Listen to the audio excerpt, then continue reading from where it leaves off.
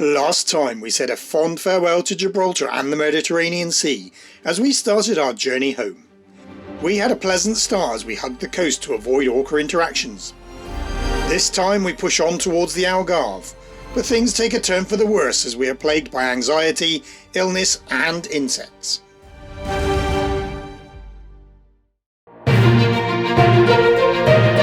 This is Intrepid Bear, a 40-foot sailboat on her way home after 3 years of adventures.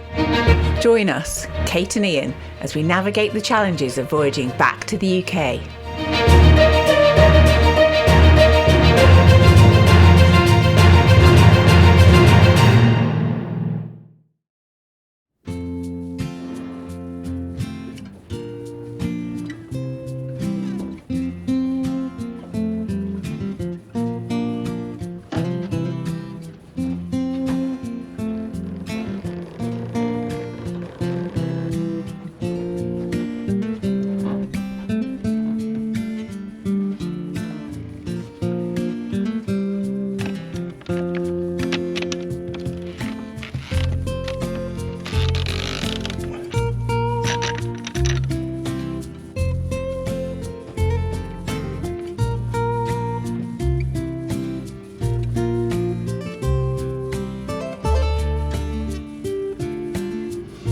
Building a 20-metre route along the 20-metre contour because we need to stick to that depth again.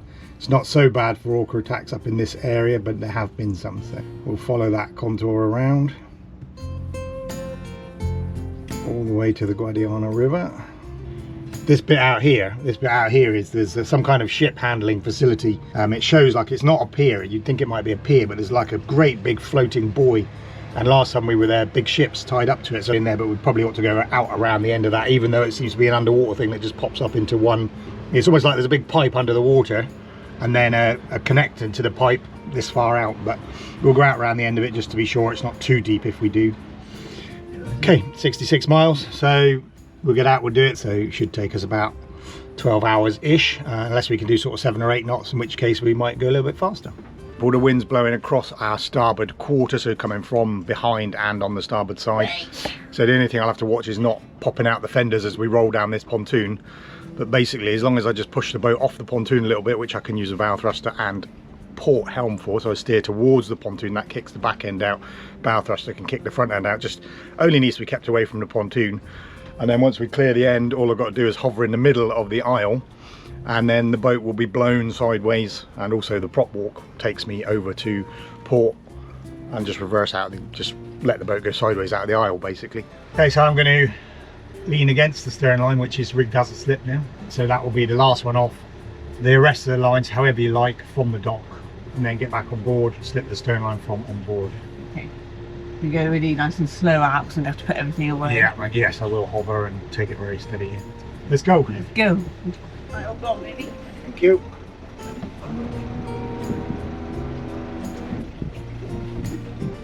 So a little bit of port helm to kick that stern out away from the dock because the wind's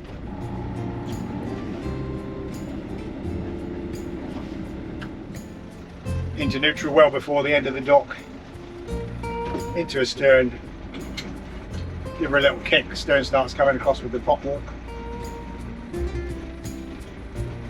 We will just bring ourselves out nice and steady, no rush.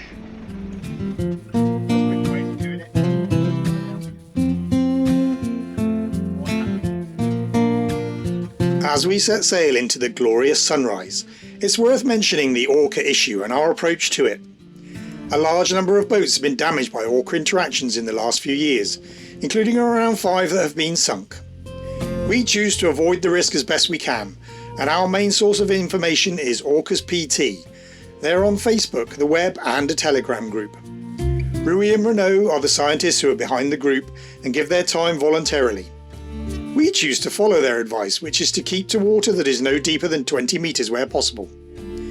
The data on the site also indicates where the activity is concentrated at various times of the year. There is no 100% guarantee of safe passage, but we believe following their advice reduces risks to an absolute minimum, and we're grateful for their efforts. There is a link to the website in the video description.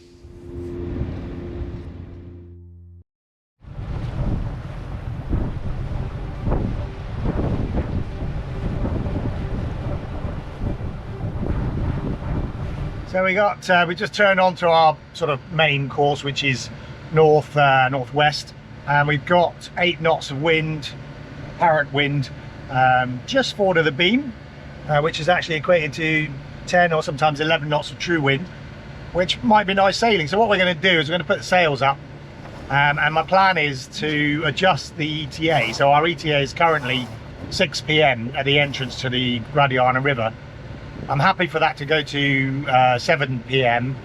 so as to not to burn too much fuel. We'll put sails up and we'll just use the engine to maintain that 1900 ETA. So if the ETA goes beyond 1900, put a bit more engine power on. If the ETA comes under 1900, we'll take engine power off, to the point that if we get enough wind to actually sail and maintain the ETA, then we will. That would be great. So we'd like to save fuel.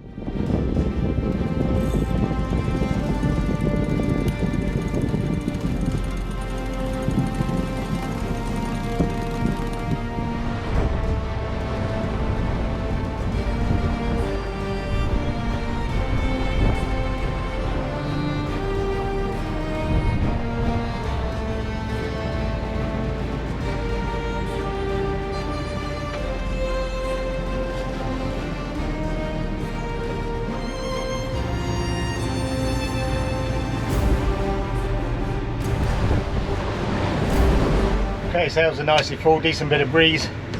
ETA currently 18:20, so I can ease the revs back a bit. I mean, we might end up sailing, but what we'll do is we'll just let those revs ease back and see what we end up with.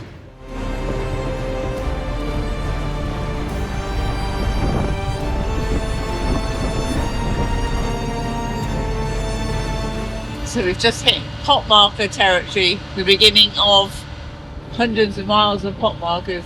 It's the Portuguese coast and this part of Spain and northern Spain are just littered with them. Good fishing grounds, obviously, but it's another reason why we navigate during the day, because there are just so many.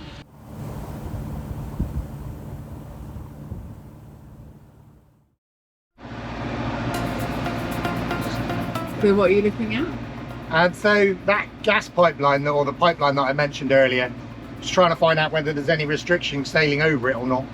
And no, it is just it says in the book here that it is a gas pipeline nearly 25 meters in length and fed by at least 2 production wells, comes ashore 4 miles southeast of Mazagon. Further 2 buoys, blah blah blah, but there are no restrictions in sailing over it. There's no anchoring, no fishing. So yeah, you can see there are special marks, but there is no restriction in anchoring, or sorry, you can't anchor or fish over it, but you can sail over it. So we'll go closer inshore as we come through there.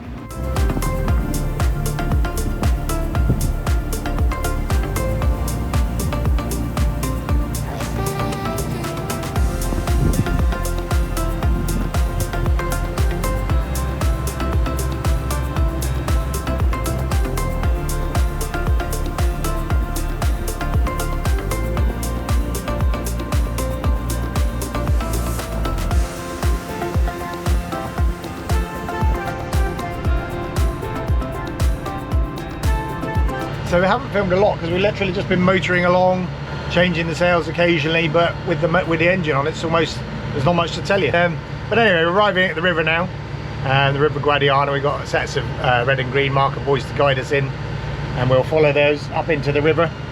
There are some shallow patches, so you really need to go in with a little bit of tide, but anything above dead low, you're probably all right. But I've started a track on the plotter, so if we come out in the dark, I can follow our track back out. We've got a lot of fishing boats coming in and out, so I've got to keep an eye on them. They're quite busy. It's obviously their coming home time. So yeah, just arriving into the Guadiana at 6:15 in the evening. We'll be on the Spanish side tonight probably, but on the Portuguese side they're an hour different in time. Yeah, right now on the other side of the river it's 5:15, not 6:15, which is really weird. Looking whiskey.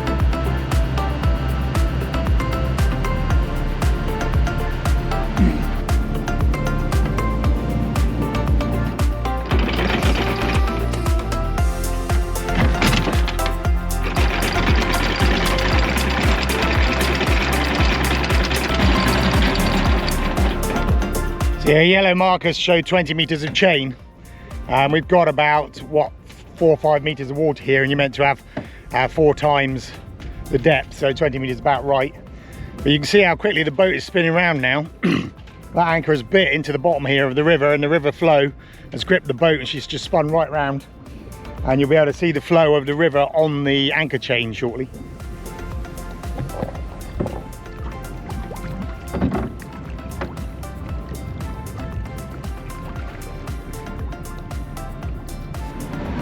And 2000 RPM on the engine and absolutely solid. I always do like rivers for anchor holding because they're normally pretty good because they're just thick muddy bottoms. So rivers are always pretty good for that.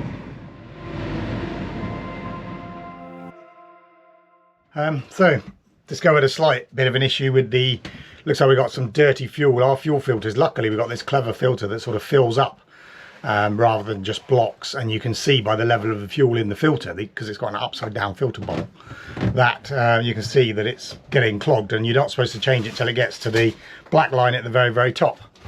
Trouble is, this one is filled up to beyond where I'd normally change it in 2 trips. So it probably would survive tomorrow's trip, but I don't really want to risk it, so I'm going to change the filter. And then we will try and get the fuel cleaned, and the fuel tank and fuel cleaned when we're in Portimao. And this is the problem, all that black sludgy stuff in there, that's obviously all in the tank. It's possibly diesel bug, or probably diesel bug.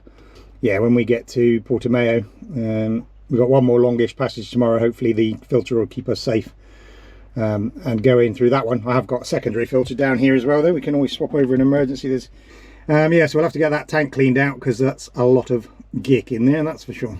So I haven't filmed it all because it's really hot in here and it's quite difficult to try and film everything, but you can see now this glass bowl is empty, and the higher the fuel level, then that's, you can see how much of the filter is used, and you're allowed to go right up to that black line at the top before it's supposed to be replaced. But anywhere up to this paper, and I feel like it's gone a long way, because in our first season with the boat it was down here, and by the end of the season it had gone up about ½ an inch. So to fill right up to there in 2 days, you've definitely got a problem going on.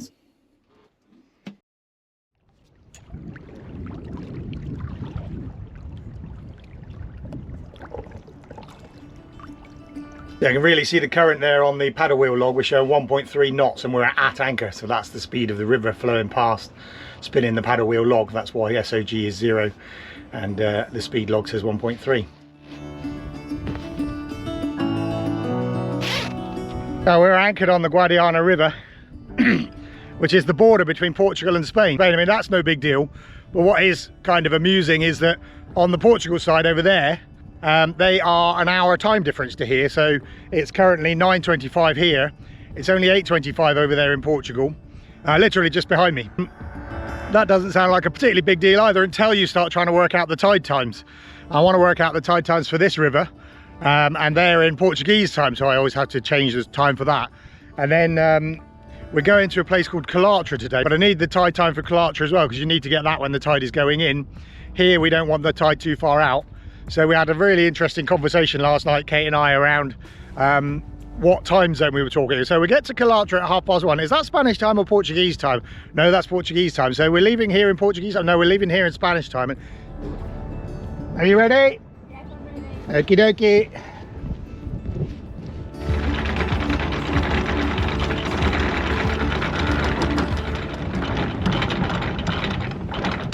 Okay, you're clear.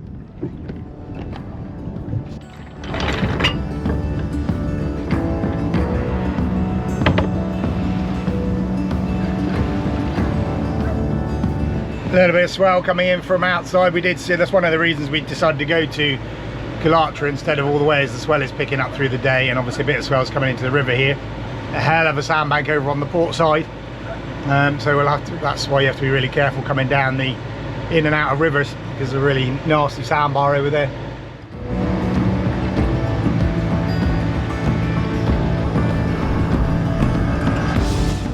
So a few years ago, when we left Portugal, we were left Porto. It was very kind of different, but almost the same. We were coming out of a river with the tide and sort of waves against us, making it a bit splooshy. And I was, I don't mind admitting, absolutely terrified at the time. I'm sure Ian will link to it. Although I have to confess I am still anxious because it's quite bobbly, as you'll see. I'm less anxious I know that once we get out it'll be fine, because we were out there yesterday and I don't think things have changed that much. It's just this standing wave situation in the entrance to the river where there's big waves and we're in shallow water and it's all ticked up. So my anxiety has decreased. It's not totally gone, but you know, keeps you healthy, I guess.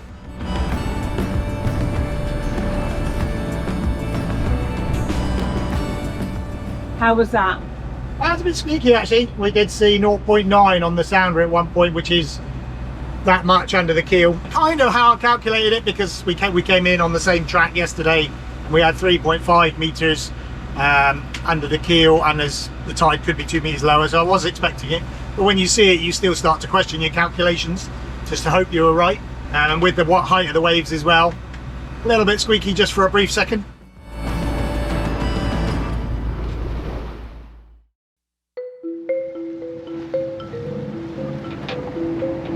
Once clear of the river mouth, there was not enough wind to sail and a rather unpleasant swell rolling the boat around. Added to which we had some unwelcome visitors. So today's, I don't even know what it is, pestilence. Invasion. Invasion is mosquitoes. We're like, I don't know, a mile, 2 miles, more offshore. Yeah. We are absolutely invaded by mosquitoes. They are just taking up residence on the roof of the bimini, all over the windscreen, all over us, down into the boat. Oh, and we're rolling. The wind isn't enough, so we are sitting out at sea, rolling around with mosquitoes attacking us. So yeah, thank God we only got 4 more hours of this. Burn some shit tonight, haven't we? We are going to burn the boat tonight. Yeah, the coils. Yeah, we got some mosquito coils. We don't burn them regularly in the boat because we don't want to live with that smoke our whole life, because that can't be good. But having had so many on the boat today, we are going to burn some mosquito coils this evening, try and flush them all out of the boat before we seal up the mosquito nets. If that doesn't work, burn the boat, yeah. One small mercy was that the mosquitoes didn't appear to actually be biting. But what was very strange was this was our second insect swarm in 3 days. We didn't include it in episode 73, but on passage from Gibraltar to Rota, we were absolutely invaded by bees.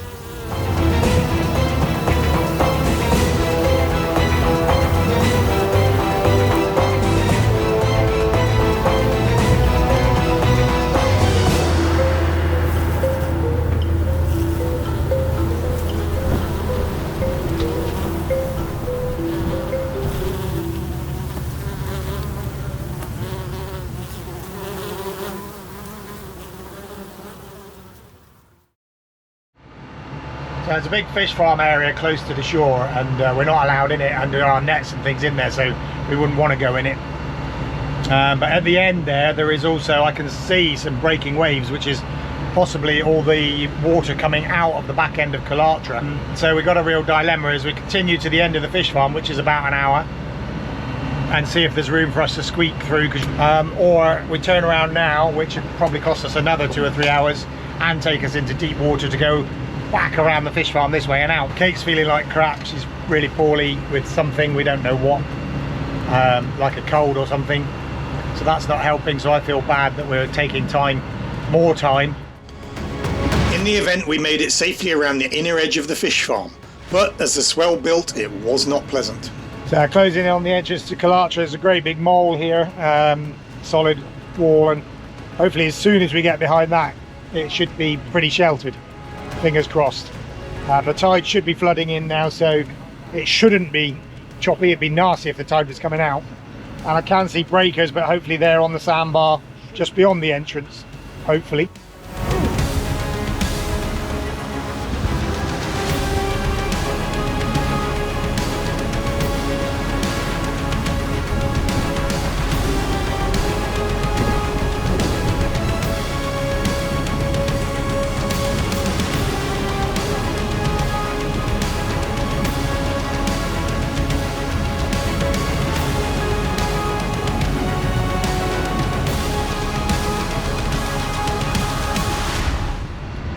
We are in. That was a little bit squeaky there. Well, I say squeaky, I mean it was yeah, it's a little bit daunting because there were some big waves reared up then, and harbour mouths like this can be quite dodgy. It looked fine, and it was fine, but as you're coming in and it's smashing up on either side of you, yeah, that keeps you on your toes.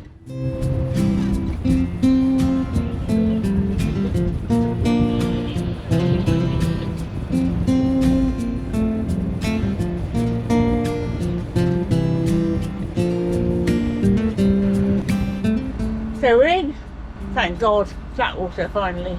And it's that release of stress. So like having been tense, and probably worse because I'm not feeling great anyway, but having been tense and rolling, it's just your whole body is tense the whole time, praying to get there.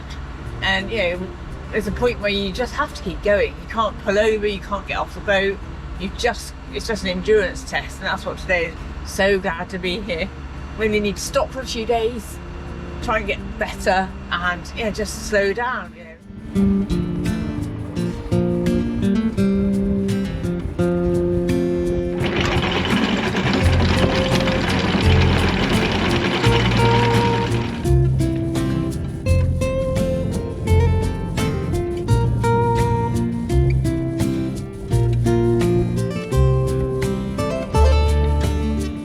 It is an unfortunate fact that when we're not enjoying the sailing life that we film less, and so our true feelings about this leg may not have come across until now. There's no getting away from it. That was f***ing shit.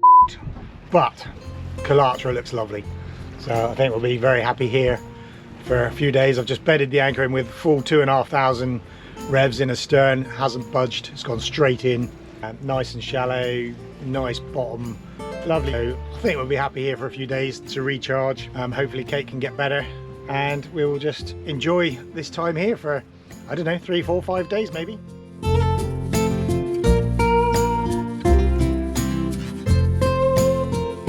And that is a wrap for episode 74. Join us next time to take a look at beautiful Culatra before pushing on to the more familiar waters of Portimao and the Algarve. Thank you for watching.